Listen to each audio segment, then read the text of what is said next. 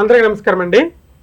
Kolakapudi Srinivasarao MLA ఆయన పైన ఎప్పటి నుంచో జనరల్గానే వివాదాల్లో నిలుస్తూ ఉంటాడు. ఎందుకంటే ఆయన మాట్లాడే మాటలు, ఆయన ప్రవర్తించే విధానం కొంచెం ర్యాష్గానే ఉంటుంది. అయితే ఈ మధ్య కాలంలో 11వ ఏ కోడూరు మండలం గోపాలపురంలో ఆయన ఒక చిన్న ఇష్యూ నడిచింది. ఏంటది? ఒక గిరిజన కుటుంబం పైన చేసుకున్నాడు. దానివల్ల ఆ కుటుంబ పెద్ద ఎవరైతే ఉన్నారో వాళ్ళ యొక్క భార్య ఆత్మహత్య ప్రయత్నం చేసింది. దీనిపై అధిష్టానము ఈ ఎమ్మెల్యే పైన చాలా సీరియస్ అయింది. ఎవరు? కొలకపూడి శ్రీనివాస పైన చాలా సీరియస్ అయింది. ఇక క్రమశిక్షణ సంఘం చర్యలు తీసుకోబోతుందని ఒక వార్త విన్నాం. అప్పుడు మీ అందరూ గుర్తుందో లేదు. ఇప్పుడు ఈ వార్త ఎందుకు మాకు అవసరమా అంటే చెప్తా. వీడియో మొత్తం చూస్తే మీకు ఒక క్లారిటీ వస్తుంది. వీడియో చివరి వరకు చూడండి.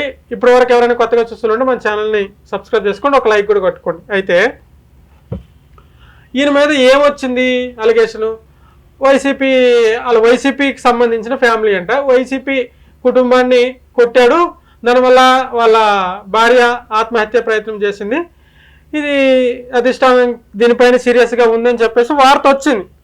వచ్చిన తర్వాత అధిష్టానం క్రమశిక్షణ సంఘము ఈయనకి లిఖితపూర్వకంగా లేఖ రాయమని చెప్పి అడిగింది. ఈయన లిఖితపూర్వకంగా లేఖ రాశాడు. ఏమని రాశాడు? ఇది సోషల్ మీడియాలో జరుగుతున్నటువంటి ఒక దుష్ప్రచారము. ఎవరైతే నా మీద కంప్లైంట్ ఇచ్చారో వాళ్ళే నాతో ఇప్పుడు కలిసి పనిచేస్తున్నారు. నేను పార్టీకి చాలా కష్టపడి చాలా నిబద్ధతతో పనిచేస్తున్నాను. నేను ఎటువంటి తప్పు చేయలేదు.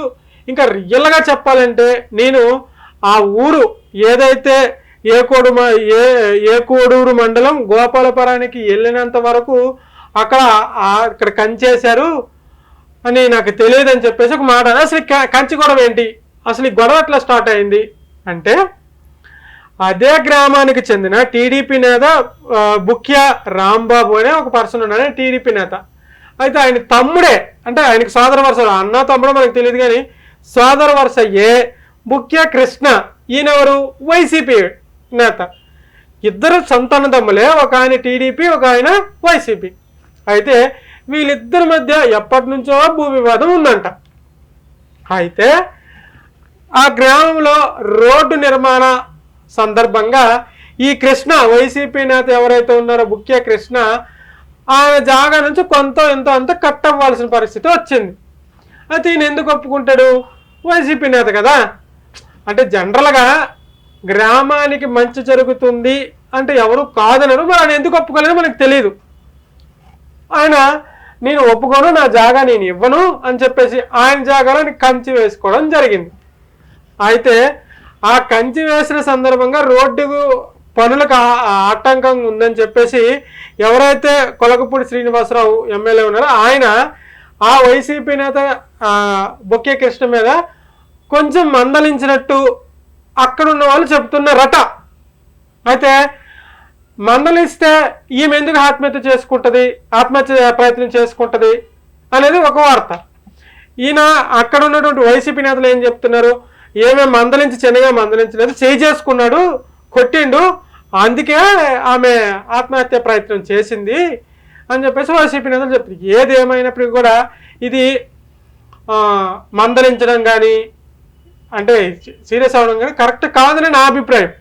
ఇప్పుడు ఆయన వైసీపీ అయినావని, జనసేన అయినా, బీజేపీ అయినా అని, టీడీపీ అయినావని, ఎవరైనా ఎమ్మెల్యే అనేవాడు మాకు అంటే ఇప్పుడు నేను ఓటర్ని, ఒక రాజకీయ నాయకుడు నాకు గుర్తుదారుడిగా ఉండాలి, అంటే ప్రజలకి గుర్తుదారుడిగా ఉండాలి, ప్రజలకి జవాబుదారీగా ఉండాలి.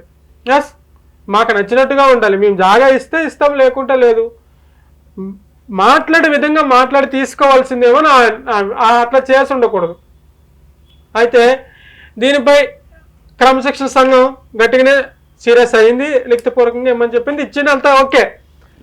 అయితే వర్ల రామయ్య గారు క్లియర్గా చెప్పారు. మొన్న ఒక వీడియో చేశా. టీడీపీలో క్రమశిక్షణ సంఘంలో పొలిటికల్ బ్యూరో, దానికి సంబంధించి బ్యూరోకి సంబంధించి ఒక 22 మంది ఉంటారు. వాళ్ళందరూ క్రమశిక్షణ సంఘానికి సంబంధించి ఉంటారు. పార్టీ క్రమశిక్షణగా వెళ్తుందని చెక్ చేస్తారని ఒక వీడియో చేశా. అది మీరు చూడండి, క్లియర్గా అర్థమైపోతుంది. అయితే వర్ల రామయ్య అంటే పార్టీ విధి విధానాలు ఎట్లుంటాయని మీకు అర్థమవుతుంది. వర్ల రామయ్య గారు ఏం చెప్పారంటే, ఇది ఆయన ఒక విధంగా చెప్తున్నాడు, అక్కడ జరిగింది ఒక విధంగా, వాళ్ళు చూసింది ఒక విధంగా చెప్తున్నారు. మరి ఏదేమైనప్పుడు కూడా పూర్తి స్థాయి మేము దర్యాప్తు చేసినాకనే ఏ నిర్ణయం తీసుకుంటాము అని చెప్పేసి ఆయన రాసిన ల్యాబ్ కోసం చెప్పాడు.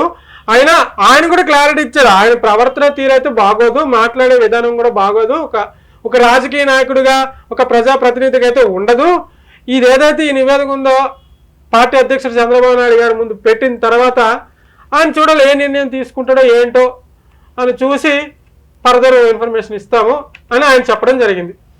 అయితే మీరేమనుకుంటున్నారు?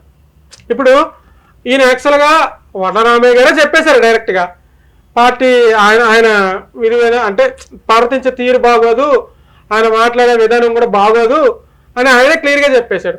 దట్టు మనం కూడా 2-3 వీడియోలు మీరే చూసి ఉంటారు ఆయన మాటలు. దీన్ని బట్టి మీ అభిప్రాయం ఏంటి? ఇన్ని ఎలాంటి చర్యలు తీసుకోవాలి ఇంటి మీద అనేది మీరు కామెంట్ రూపంలో తెలియజేయండి. అర్థమైంది అనుకుంటా.